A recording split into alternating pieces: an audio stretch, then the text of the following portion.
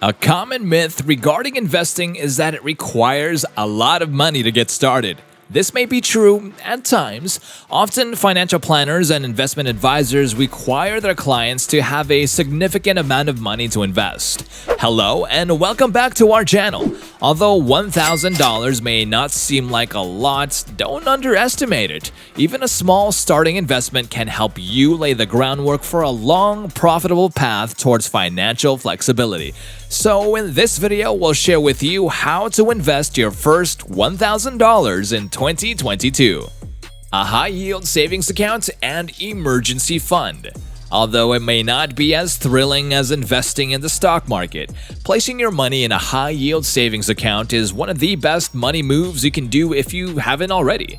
Putting money aside to start establishing an emergency fund will help you avoid unforeseen costs. A good rule of thumb is to save away at least 6 months' worth of spending to cover unexpected expenses like losing your job, auto repairs, or medical bills. Although $1,000 isn't enough to get there, it's a good place to start for your emergency fund and can help you avoid financial trouble in the future. The CIT Savings Builder is one choice if you're searching for a competitive high-yield savings account. This account has a high annual percentage yield and only requires a $100 deposit to open. Additionally, if you deposit at least $100 per month, you can expect to receive the highest APY, which is possible if you set aside a portion of your income. Putting $1,000 in a savings account won't help you grow money quickly. However, having cash on hand in case of an emergency is critical, and $1,000 is a great place to start if you're still developing your emergency fund. Invest in real estate. Another method is to invest $1,000, which may come as a surprise to you, in real estate. It used to be extremely expensive to invest in real estate. Purchasing a rental property usually necessitates a large sum of money. Most crowdfunding platforms also limit participation to accredited investors who must have a net worth of $1 million, an annual income of $200,000, or a married couple's income of $300,000. But there are real estate investment trusts which allow you to invest in real estate with as little as $1,000. REITs only invest in income-producing properties through purchasing real estate, making loans, or purchasing pre-existing mortgage contracts. REITs must also return at least 90% of profits to shareholders in the form of dividends. Because of the 90% requirement, REITs are a great method to diversify your portfolio with real estate while still earning dividends. Plus, with firms like DiversiFund, you may start investing in real estate with as little as just $500. DiversiFund is a recent participant in the REIT industry, and it is comparable to Fundrise. DiversiFund is a growing real estate investment trust that invests in cash-flowing apartment buildings. This multifamily real estate investing plan has a $500 minimum investment and is open to all U.S. citizens aged 18 and above.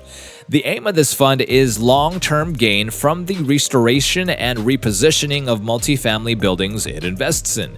DiversiFund, in other words, buys undervalued real estate developments, renovates them, and then sells them for a profit. Since DiversiFund owns all of its real estate assets, it is able to manage each real estate project from start to finish and profit from them alongside you. It even offers investors a preferred return of 7%. Use a Robo Advisor. A Robo Advisor is your best option if you want to invest $1,000 as passively as possible. Robo Advisors automate your investment approach by placing your money in assets that correspond to your long-term objectives and risk tolerance. Robo Advisors often invest in a variety of equities, bonds, and exchange-traded funds. Portfolio rebalancing, dividend reinvestment, and even tax loss harvesting are all services that many prominent robo-advisors provide. Financial planners and robo-advisors are not the same thing. You get personalized financial guidance from a financial planner, which generally includes subjects other than investment, such as budgeting and estate planning. Robo Advisors, on the other hand, utilize algorithms to pick the best assets for you. They aren't there to help you pay your child's school or answer particular financial problems. Unlike many human advisors, robo-advisors have low investment requirements. Some robo-advisors, in fact, have a $0 account minimum. This makes them suitable for beginners and those looking to spend $1,000 or less. Several leading robo-advisors include SoFi Invest. This is a company that invests in startups. Individual and joint investment accounts, conventional and Roth IRAs, and simplified employee pension (SEP) IRAs are all available with a $1 minimum investment requirement and no yearly advisory costs. Betterment.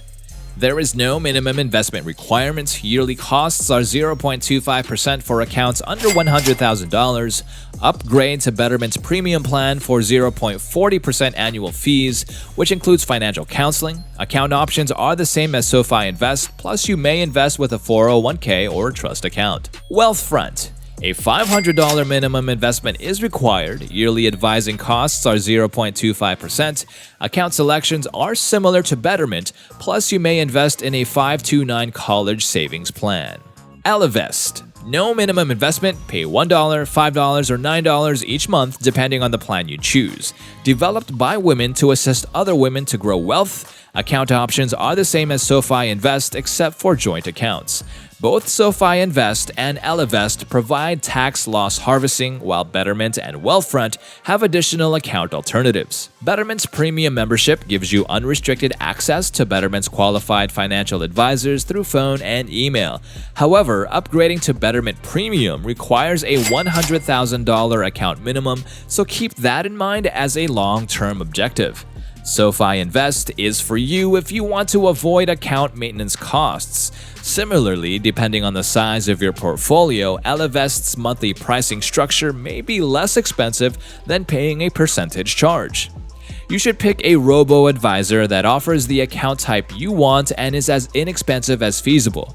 For high net worth individuals, tax loss harvesting is a valuable characteristic. However, any prominent robo-advisor can help you get started with wealth creation for as little as $1,000. Peer-to-peer lending. If the stock market or real estate doesn't appeal to you, another $1,000 investment option is peer-to-peer lending. Peer-to-peer lending, often known as P2P lending, is lending money to individuals or businesses in the same way that a bank would underwrite a loan. You earn interest payments in exchange for lending money. The amount you earn is determined by the loan's level of risk and the length of the loan. Because you lose your cash if a borrower defaults on their payments, peer-to-peer lending is suitable for riskier investors. Many peer-to-peer lending firms allow you to acquire notes, which are shares of specific loans, to decrease risks. You protect yourself from losing your whole investment if a single borrower defaults by spreading your investment across numerous notes with varying risk ratings. Prosper is one of the most prominent peer-to-peer lending systems. Prosper allows you to purchase notes for as little as $25. This means that a $1,000 initial investment will be sufficient to build a diverse portfolio of notes from multiple borrowers. The platform's historical returns have averaged 5.3%. The amount of loan risk, on the other hand, has an impact on the yearly return potential. AA/B loans, 3.7% to 6.5% historical annual returns. High-risk loans, 3.4% to 9.6% historical annual returns. All loans, 3.5% to 7% historical annual returns. Because they must screen customers, Prosper charges a 1% assessment fee on each loan. To begin investing in notes, you must first make a $25 investment. With $1,000, you can buy 40 notes, which is a good place to start when it comes to diversity. However, there are still dangers associated with peer-to-peer lending, and Prosper funds are not FDIC insured. Keep in mind that if enough of your notes default, you might lose the majority of your initial money. Tackle high-interest debt. Paying off debt with your $1,000 isn't investing in the classic sense, like putting money into a high-yield savings account. However, if you can use that money toward paying down high-interest debt, the money you save in interest payments over time may be worth it. It's not always easy to decide whether you should invest or pay down debt. However, one effective method is to pay off debt with the highest interest rate first in order to free up funds for future investments. The debt snowball approach is what it's called. This most likely implies applying your $1,000 and any additional funds to obligations such as credit card debt, vehicle loans, or payday loans.